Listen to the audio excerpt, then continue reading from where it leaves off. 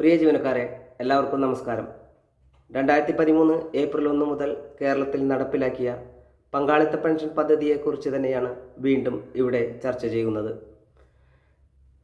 2013 April 1 മുതൽ ജോലിയിൽ പ്രവേശിച്ച സ്ഥിര ജീവനക്കാരായിട്ടുള്ള 1025ഓളം പേർ ഇതിനോടകം സർവീസിൽ നിന്നും വിരമിച്ചു എന്നാണ് വിവരാവകാശ നിയമപ്രകാരം ലഭിച്ച ഒരു മറുപടി.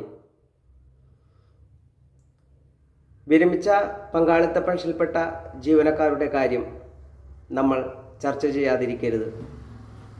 കാരണം അവരുടെ ഇപ്പോഴത്തെ അവസ്ഥ ജീവനക്കാരായ നമ്മളെല്ലാവരും മനസ്സിലാക്കേണ്ടിയിരിക്കുന്നു. എങ്കിൽ മാത്രമേ പങ്കാളിത്ത പെൻഷൻ പദ്ധതി എന്ന് പറയുന്ന ആന്വിറ്റി പദ്ധതിയുടെ ദുരന്തത്തിൻ്റെ ആഴം ഇപ്പോഴത്തെ ജീവനക്കാർ മനസ്സിലാക്കുകയുള്ളൂ. ഈ പദ്ധതി പ്രകാരം കേരളത്തിൽ നിന്നും വിരമിച്ചു പോയ ഓരോ പങ്കാളിത്ത പെൻഷൻ ജീവനക്കാർക്കും യാതൊരു ആനുകൂല്യങ്ങളും ലഭിച്ചിട്ടില്ല എന്നുള്ള സത്യവും നമ്മൾ മനസ്സിലാക്കണം. വിരമിച്ചു പോയവരിൽ ഭൂരിഭാഗത്തിനും തന്നെ പെൻഷൻ അല്ലെങ്കിൽ ആന്വിറ്റി ലഭിക്കുന്നില്ല. ലഭിക്കുന്നവർക്കാകട്ടെ 150 രൂപ മുതൽ ഏറ്റവും കൂടിയ പെൻഷൻ 2000 രൂപ വരെയാണ് ലഭിക്കുന്നത്.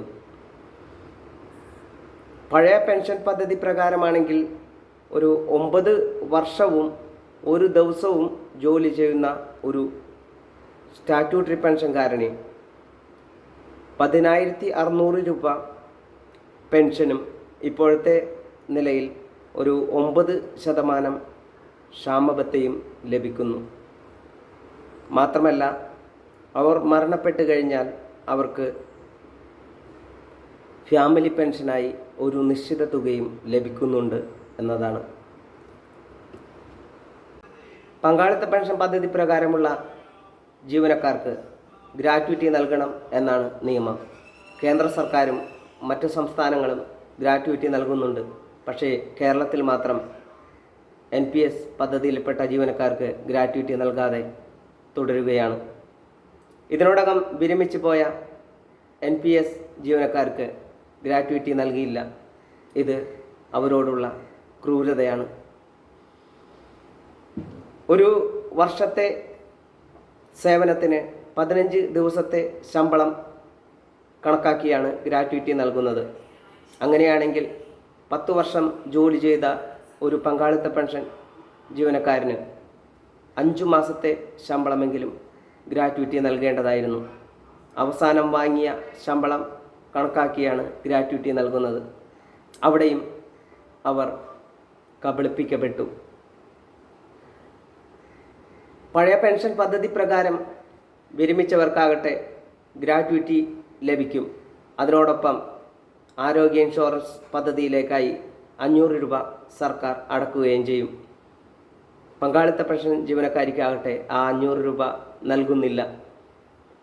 മാത്രമല്ല, ഇപ്പോൾ നിലവിലുള്ള ആരോഗ്യ ഇൻഷുറൻസ് പദ്ധതിയിൽ വിരമിച്ച NPSകാർക്ക് ചേരണമെങ്കിൽ അടുത്ത 3 വർഷത്തെ പ്രീമിയം മുഴുവനായി അടക്കണം എന്നാണ് സർക്കാർ നിർദ്ദേശിച്ചിരിക്കുന്നത്. ഒരു വർഷം 6000 രൂപ വെച്ച് 18,000 രൂപ അടച്ചാൽ മാത്രമേ ഈ പദ്ധതിയിൽ അംഗങ്ങളാകാൻ അവർക്ക് കഴിയൂ. 60 വയസ്സ് കഴിഞ്ഞ നമ്മുടെ വിരമിച്ചു പോയ പങ്കാളിത്ത പെൻഷൻകാർ പലരും രോഗങ്ങളാൽ കഷ്ടപ്പെടുകയാണ്. അവർക്ക് ഹോസ്പിറ്റലിൽ പോകാൻ പോലും പൈസയില്ലാതെ ബുദ്ധിമുട്ടുന്നു.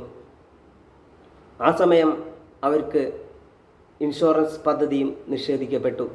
500 രൂപ പോലും ആന്വിറ്റി കിട്ടാത്ത ആ ജീവനക്കാർ അല്ലെങ്കിൽ ആ വിരമിച്ചവർ എങ്ങനെയാണ് 18,000 രൂപ അഡ്വാൻസായി ഈ പദ്ധതിയിലേക്ക് അടക്കാൻ കഴിയുന്നത് എന്നതുപോലും നമ്മുടെ ഭരണാധികാരികൾ ഓർത്തില്ല. മാത്രമല്ല, വിരമിച്ച ജീവനക്കാർക്കാകട്ടെ സർക്കാരിൻ്റെ മറ്റൊരു ക്ഷേമ പദ്ധതിയും ലഭിക്കുന്നില്ല. ഒരു ജീവനക്കാരൻ എന്ന നിലയിൽ അല്ലെങ്കിൽ സർക്കാരിൽ നിന്നും റിട്ടയറായ ഒരു ജീവനക്കാരൻ എന്ന നിലയിൽ അവർക്ക് മുൻഗണനാ പട്ടികയിലുള്ള റേഷൻ കാർഡാണ് നൽകുന്നത്. അതുകൊണ്ട് തന്നെ മാസം 4 കിലോ അരി മാത്രമാണ് ലഭിക്കുന്നത്. ഭവന പദ്ധതി പ്രകാരം വീടില്ലാത്തവർക്ക് വീട് ലഭിക്കാനും സാധ്യത വളരെ കുറവാണ്.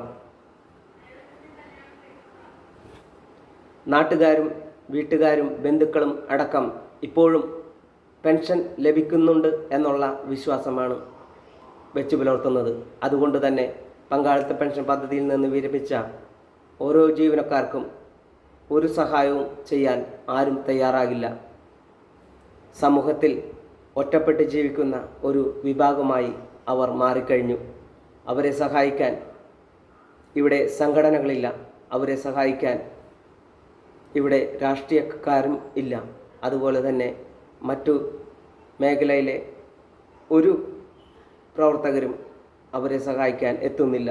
അതുകൊണ്ട് തന്നെ നമ്മളും ആ വഴിക്കാണ് പോകുന്നത് എന്നുള്ള ഓർമ്മ എല്ലാവർക്കും വേണം. നമ്മൾ ചെയ്യേണ്ടത് ഇത്രമാത്രം: വിരമിച്ചു പോയ ആ പാവപ്പെട്ട NPS റിട്ടയർ ജീവനക്കാരുടെ കഥകൾ അല്ലെങ്കിൽ കൃത്യമായ കാര്യങ്ങൾ ജീവനക്കാരിലേക്ക് എത്തിക്കണം. അവർക്ക് നീതി ലഭിക്കണം. വൈകി കിട്ടുന്ന നീതിയല്ല, അത് അനീതിക്ക് തുല്യമാണ്. തടഞ്ഞു വെച്ച അവരുടെ ഗ്രാറ്റുവിറ്റിയും മിനിമം പെൻഷനും അത് എത്രയും പെട്ടെന്ന് നൽകാൻ സർക്കാർ തയ്യാറാകണം എന്നുകൂടി ഈ അവസരത്തിൽ ഞാൻ അഭ്യർത്ഥിക്കുന്നു. NPS പദ്ധതി പ്രകാരം വിരമിച്ച ജീവനക്കാരുടെ എണ്ണം വളരെ കുറവാണ്. അതുകൊണ്ട് തന്നെ അവർ ഒരു വലിയ വോട്ട് ബാങ്കല്ല. അതിനാൽ അവരെ നോക്കാനോ അവരുടെ കാര്യങ്ങൾ സംസാരിക്കാനോ ഈ നാട്ടിലെ ഒരു രാഷ്ട്രീയക്കാരും തയ്യാറാകില്ല എന്നുള്ള കാര്യം ഉറപ്പാണ്. പക്ഷേ നമ്മൾ തയ്യാറാകണം. കാരണം നമ്മളും നടന്നു നീങ്ങുന്നത് ആ വലിയ ഗർത്തത്തിലേക്കാണ് എന്ന് നാം മറന്നു പോകരുത്. ഏകദേശം 10 വർഷത്തോളം ജോലി ചെയ്തിട്ട് അതിൻ്റെ വിഹിതമായി ഒരുപക്ഷെ 5 ലക്ഷം രൂപ NPSൽ ഉണ്ടായിരിക്കാം.